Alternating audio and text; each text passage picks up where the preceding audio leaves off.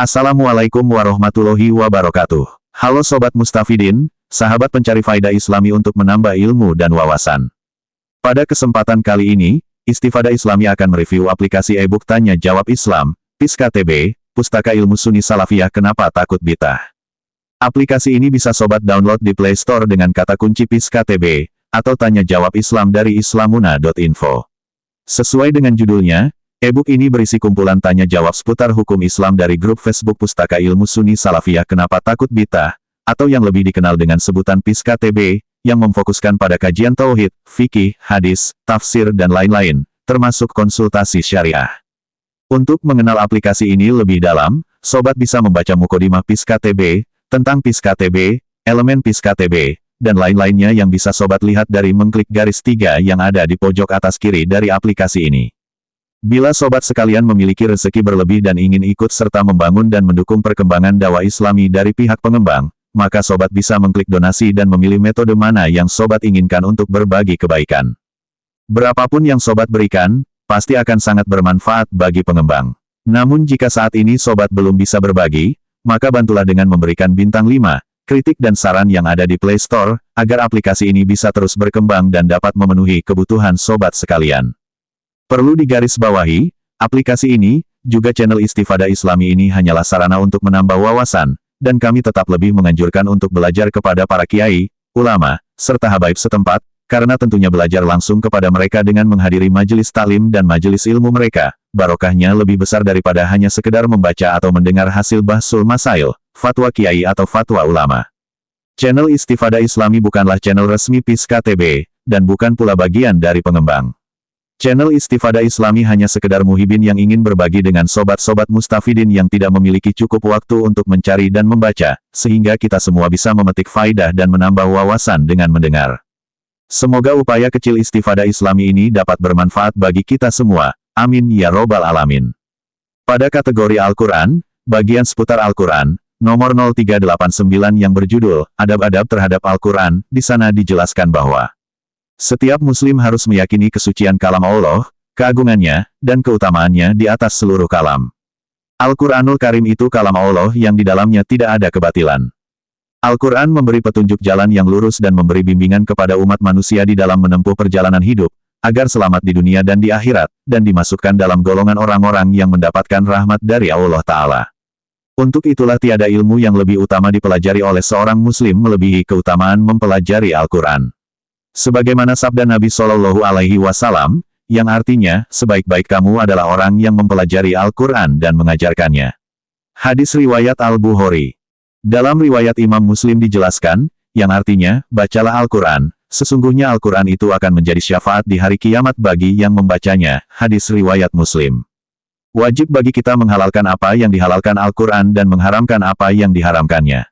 Diwajibkan pula beradab dengannya dan berakhlak terhadapnya. Untuk mendapatkan kesempurnaan pahala dalam membaca Al-Quran, di saat membaca Al-Quran seorang muslim perlu memperhatikan adab-adaban yang akan disampaikan. Di antara adab terhadap Al-Quran adalah agar membacanya dalam keadaan yang sempurna, yaitu suci dari hadas dan najis, juga dengan duduk yang sopan dan tenang. Membaca Al-Quran dianjurkan dalam keadaan suci dari najis. Namun apabila dia membaca dalam keadaan najis, itu tetap diperbolehkan berdasarkan ijma umat Islam. Begitupun jika ia membaca Al-Quran dalam keadaan hadas kecil, maka tidak mengapa jika hanya membacanya dalam keadaan hadas kecil selama ia tidak menyentuh mushaf, namun ia telah meninggalkan adab terhadap Al-Quran. Perhatikan perkataan Imam Haromain dalam kitab At-Tibyan halaman 58 dan 59, orang yang membaca Al-Quran dalam keadaan najis, dia tidak dikatakan mengerjakan hal yang makruh, akan tetapi dia meninggalkan sesuatu yang utama. Lalu di antara adab terhadap Al-Quran adalah membacanya dengan tartil, yakni pelan dan tidak cepat, agar dapat menghayati ayat yang dibaca. Rasulullah Shallallahu Alaihi Wasallam bersabda, yang artinya, siapa saja yang membaca Al-Quran, yakni khatam Al-Quran kurang dari 3 hari, berarti dia tidak memahami. Hadis riwayat Ahmad dan para penyusun kitab-kitab sunan. Dan sebagian kelompok dari generasi pertama membenci penghataman Al-Quran sehari semalam dengan dasar hadis di atas. Rasulullah telah memerintahkan Abdullah ibnu Umar untuk menghatamkan Al-Quran setiap 1 minggu, yakni 7 hari, muttafaqun alaih. Sebagaimana yang dilakukan Abdullah bin Mas'ud, Utsman bin Affan, Zaid bin Sabit, mereka menghatamkan Al-Quran sekali dalam seminggu. Di dalam sebuah ayat Al-Quran, Allah Ta'ala menjelaskan sebagian dari sifat-sifat hambanya yang solih, yang artinya, dan mereka menyungkur atas muka mereka sambil menangis dan mereka bertambah khusyuk. Quran Surat Al-Isra, ayat 109. Juga agar membaguskan suara di dalam membacanya, sebagaimana sabda Rasulullah Shallallahu Alaihi Wasallam, yang artinya, hiasilah Al-Quran dengan suaramu, hadis riwayat Ahmad, Ibnu Majah dan Al-Hakim. Di dalam hadis lain dijelaskan, tidak termasuk umatku orang yang tidak melakukan Al-Quran, hadis riwayat Al-Bukhari dan Muslim. Maksud hadis di atas adalah, membaca Al-Quran dengan susunan bacaan yang jelas dan terang makroj hurufnya, panjang pendeknya bacaan, dan tidak sampai keluar dari ketentuan kaidah ilmu tajwid. Juga membaca Al-Quran dimulai dengan istiazah, yakni membaca A'udzubillahi minasyaitonir rojim. Allah Subhanahu wa Ta'ala berfirman, yang artinya, dan bila kamu akan membaca Al-Quran, maka mintalah perlindungan kepada Allah dari godaan-godaan syaitan yang terkutuk. Quran Surat An-Nahl, ayat 98. Apabila ayat yang dibaca dimulai dari awal surat, setelah istiazah terus membaca basmalah, dan apabila tidak di awal surat cukup membaca istiazah. Khusus Surat At-Taubah, walaupun membacanya dimulai dari awal surat, maka tidak usah membaca basmalah, cukup dengan membaca istiazah saja. Juga termasuk adab terhadap Al-Quran, membaca Al-Quran dengan berusaha mengetahui artinya dan memahami inti dari ayat yang dibaca dengan beberapa kandungan ilmu yang ada di dalamnya. Firman Allah Ta'ala, yang artinya, maka apakah mereka tidak memperhatikan Al-Quran, ataukah hati mereka terkunci? Quran Surat Muhammad, ayat 24. Juga termasuk adab dalam membaca Al-Quran adalah membaca Al-Quran dengan tidak mengganggu orang yang sedang sholat, dan tidak perlu membacanya dengan suara yang terlalu keras atau di tempat yang banyak orang. Bacalah dengan suara yang lirih secara khusyuk. Rasulullah Shallallahu Alaihi Wasallam bersabda, yang artinya, orang yang terang-terangan di tempat orang banyak membaca Al-Quran, sama dengan orang yang terang-terangan dalam sedekah, hadis riwayat Tirmidzi, Nasai, dan Ahmad. Dalam hadis lain dijelaskan, yang artinya, ingatlah bahwasanya setiap hari dari kamu munajat kepada Robnya, maka janganlah salah satu dari kamu mengganggu yang lain, dan salah satu dari kamu, tidak boleh mengangkat suara atas yang lain, di dalam membaca Al-Quran. Hadis riwayat Abu Dawud, An-Nasai, Baihaqi dan Hakim. Ini adalah hadis sahih dengan syarat sahihoni, yakni Bukhari Muslim. Jadi jangan sampai ibadah yang kita lakukan tersebut sia-sia karena kita tidak mengindahkan sunnah Rasulullah dalam melaksanakan ibadah membaca Al-Quran. Misalnya, dengan suara yang keras pada larut malam, yang akhirnya mengganggu orang yang istirahat dan orang yang sholat malam. Dan di antara adab terhadap Al-Quran adalah, dengarkan bacaan Al-Quran.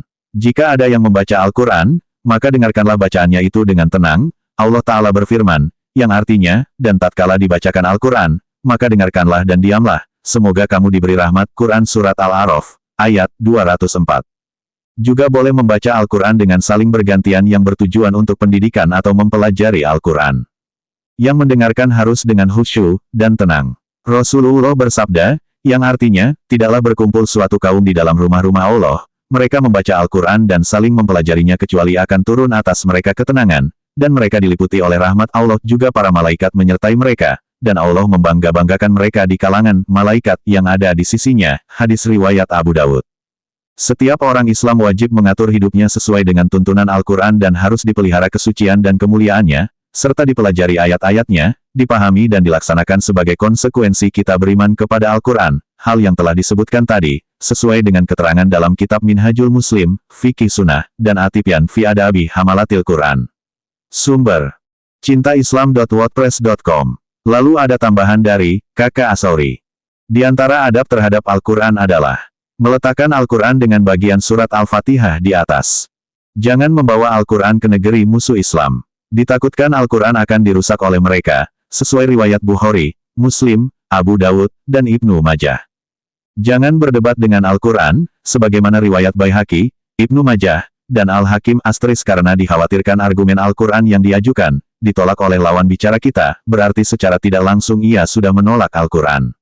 Dan berdebat itu sendiri sangat tidak disukai oleh agama. Bahkan dianjurkan untuk menghindari perdebatan walaupun merasa benar. Seseorang yang sudah menghafal Al-Quran atau sebagian ayat Al-Quran, jangan mengatakan, aku lupa ayat ini, tetapi katakanlah, aku dilupakan oleh Allah ayat ini. Riwayat Bukhari, Muslim, Tirmizi, dan Ahmad.